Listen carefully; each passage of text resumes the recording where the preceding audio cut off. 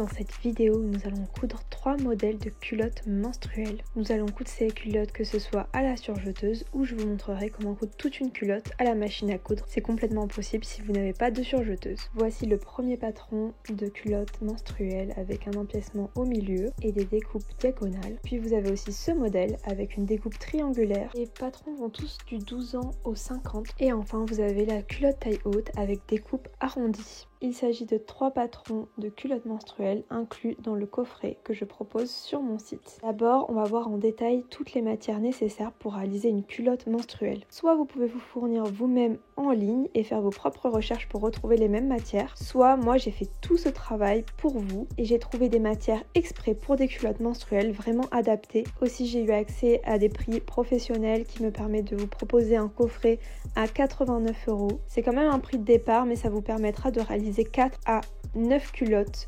minimum selon vos tailles et selon les versions que vous allez choisir. Grâce à mon statut de professionnel, j'ai pu trouver vraiment des matières qui sont faites pour faire des culottes menstruelles.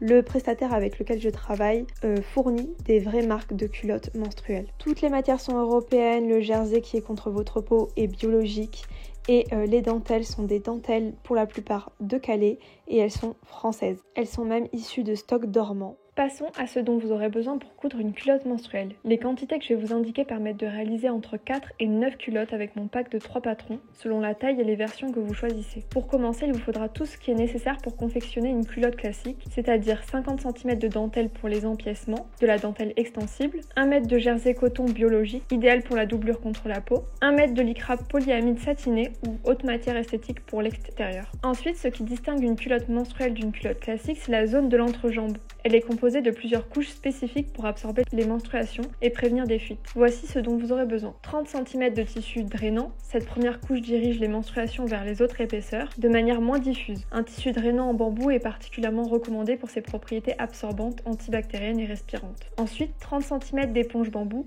C'est une matière ultra absorbante qui capture efficacement les flux. L'éponge en bambou est idéale car elle est respirante, limite les mauvaises odeurs et peut absorber plusieurs fois son poids. Et enfin, 30 cm de pull, ce tissu est imperméable.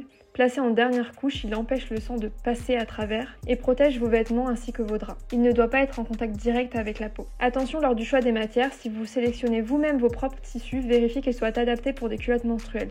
Souvent le problème c'est que les matières sont trop épaisses, mal ajustées et non spécifiques et risquent de créer des épaisseurs inesthétiques ou de compromettre l'efficacité de la culotte. Avec mon coffret, vous êtes sûr de confectionner des culottes menstruelles efficaces, confortables et esthétiques. Enfin, il vous faudra 10 à 12 mètres de biais élastique. Ce dernier vous sera crucial pour pouvoir faire la bordure de la taille et des cuisses. Maintenant, passons au choix de la taille et à la découpe des culottes. Pour bien choisir votre taille, calculez le taux d'élasticité de vos tissus, lycra et jersey.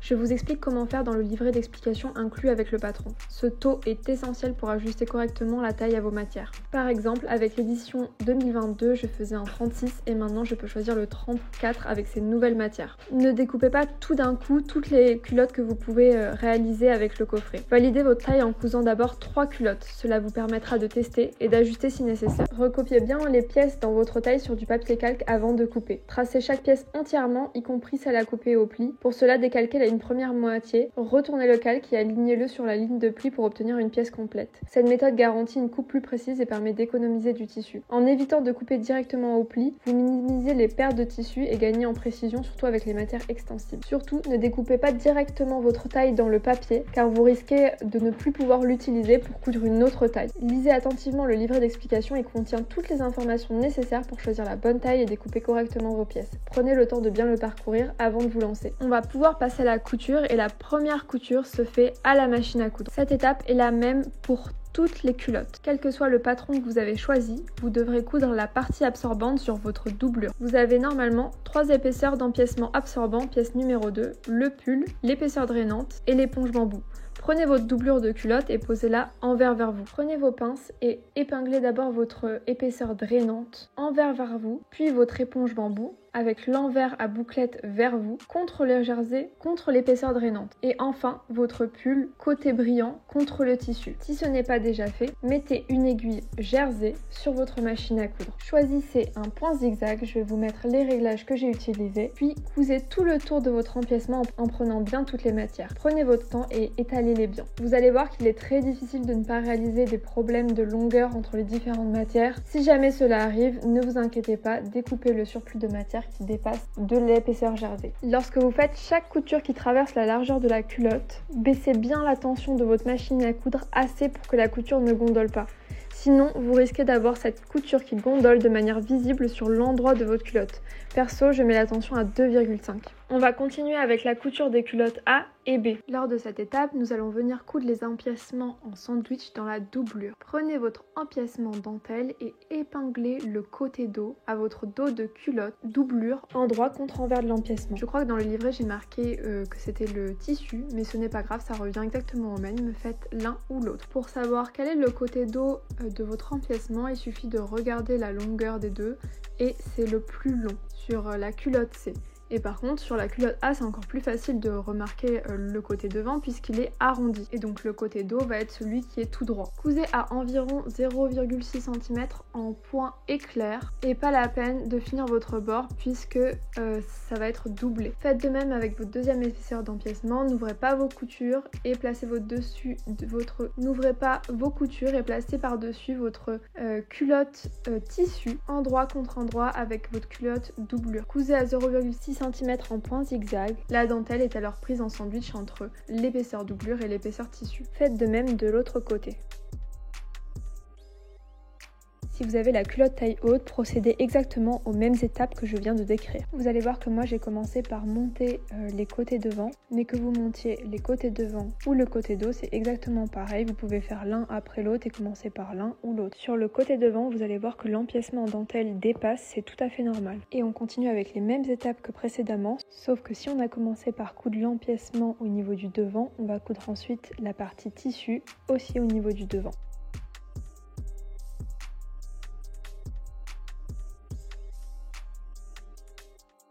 Maintenant, on va vraiment procéder aux mêmes étapes, sauf qu'on va faire ça avec le côté devant. À part si on a commencé avec le côté devant, dans ce cas-là, on va passer au côté dos. Pour cela, vous allez devoir tordre un peu votre culotte pour que votre dentelle soit endroit contre endroit de votre culotte tissu. Et vous allez faire exactement de même avec votre deuxième épaisseur d'empiècement. Surpiquez au point zigzag ou au point éclair à 0,5 cm votre empiècement contre votre tissu. N'ouvrez pas vos coutures et placez par-dessus votre doublure de culotte endroit contre endroit sur votre culotte tissu. Entre les deux épaisseurs, votre empiècement en dentelle. Cousez à 0,6 cm en point zigzag. La dentelle est alors prise en sandwich entre les deux épaisseurs de la doublure et du tissu.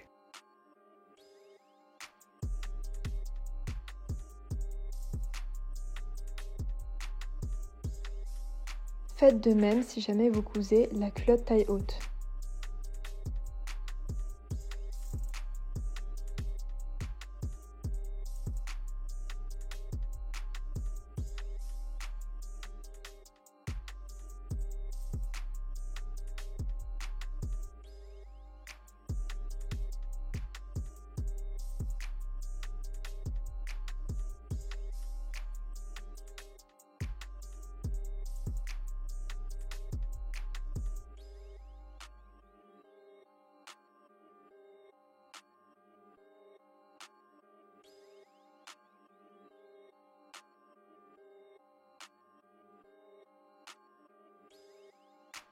Sur les premières culottes, il nous reste juste maintenant l'étape de l'élastique. Donc nous allons passer à la troisième culotte et nous allons voir l'élastique à la fin sur toutes les culottes puisqu'il s'agit de la même étape et de la même explication. Donc la dernière culotte est celle avec l'empiècement triangulaire. Nous allons commencer par assembler les côtés.